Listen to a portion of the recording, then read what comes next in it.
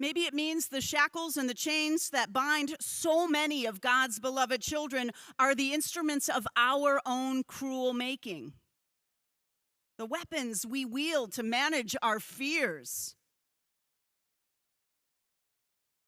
Maybe it means we settle for tolerance instead of challenging ourselves to love. Maybe it means the gospel doesn't always bring peace or happiness. It can also bring upheaval, messing with our moral categories, our economic comforts, and our social structures in ways that we find offensive. Maybe it means that resurrection sometimes comes along and kicks our butts so hard we ask Jesus to leave us alone because we'd so much rather stay dead. The story ends with Jesus commissioning the healed man to stay where he is and to serve as the first missionary to his townspeople. The same townspeople who feared, shunned, trapped, and shackled him for years. Isn't this just like Jesus? To choose the very people that we consider the most unholy, the most unredeemable, the most repulsive and unworthy, and commission them to teach us the gospel? That is God all over. Here then, beloved, is a story about our truest names. Here is a story about resistance and resurrection. Here is a story about the Jesus who finds us naked among the tombs, clothes us with dignity, scatters the demons to save our souls, and turns us into storytellers who will help heal the world. Here is our story. But there'll be more about that next week.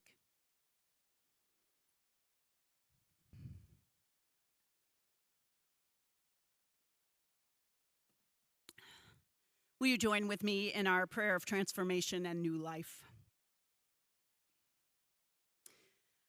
I want to speak the truth, but I am afraid. I am afraid to name the trouble. I am afraid that someone will look to me for answers. I am afraid that I will be blamed for what doesn't work. I am tired, too tired from carrying my own burdens to pick up someone else's. Too tired of trying to help others, don't even see the need. Too tired of being told, no, you can't. You don't belong here. Holy One, help us to face our fears, hear our frustration and our hurt. Nurture and nourish us with your word. Encourage us once more to speak truth, extend help, and walk your ways into the world. Will you join with me in a time of silent prayer or reflection?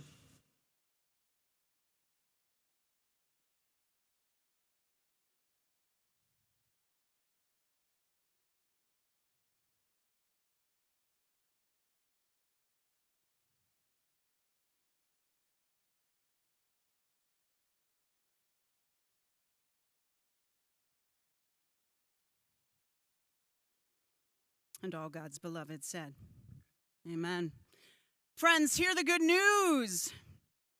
Nothing can separate us from God's love. Not nations, not powers, not fears, not injustice. Nothing in all of creation can separate us from God's love. We are loved. We are forgiven. Thanks be to God. Amen. Now it's time for our Reaching Out and Building Beloved community. And A few weeks ago, we let you know that on September 7th, we will not be meeting here. We will be meeting over at 915 Main with a bunch of other folks to bring about God's realm here on earth. And so that's on September 7th. Save the date if you don't have it down. But the other thing I wanted to talk to you about today is as an insert in your bulletins. You'll notice that you're invited to that Be the Church Day, or the first serve annual day of service. We've been partnering with the United Church of Christ in Hudson, also with Trinity UCC and a bunch of other churches to bring about this day where we go into Akron and serve others.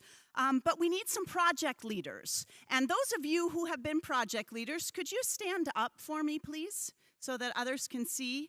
I see Sally and Greg and Carla and Doug and Larry and Ron and Janie and myself. We've all served as project leaders, and we're looking for more project leaders for this year. You're invited on Wednesday, July 16th at 6:30 p.m.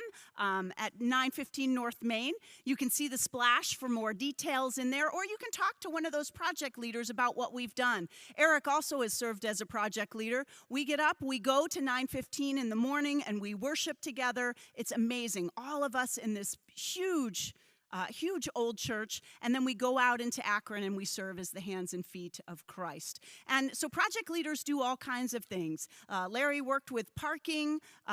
Eric worked with mulching. Janie and Ron also worked at Forest Hill CLC doing projects there. The same with Carla and Doug. So if you're interested, just like the mulching project yesterday, many hands make light work. There are projects from sitting at a table, putting together things, to using your hands and to build things. So for all different ways you can help out, we would love to have you be a project leader. So see one of us after worship and we'll let you know more information. The projects will be going online on August 1st, and we'll have folks here in the narthex to help you sign up for projects as well.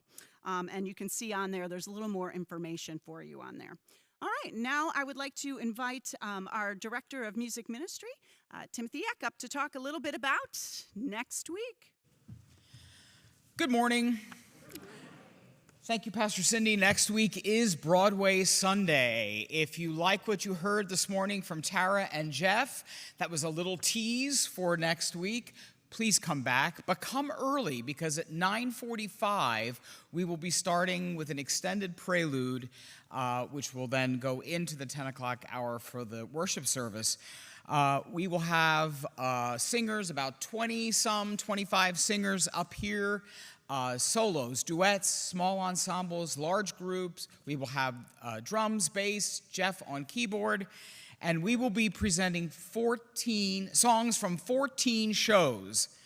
Rent, Come From Away, Charlie and the Chocolate Factory, Cats, Mame, Kiss Me Kate, Company, Gypsy, Death Takes a Holiday, The Descendants, The Secret Garden, Next to Normal, Frozen, and Les Miserables. Something for everybody. Don't miss it. Thank you.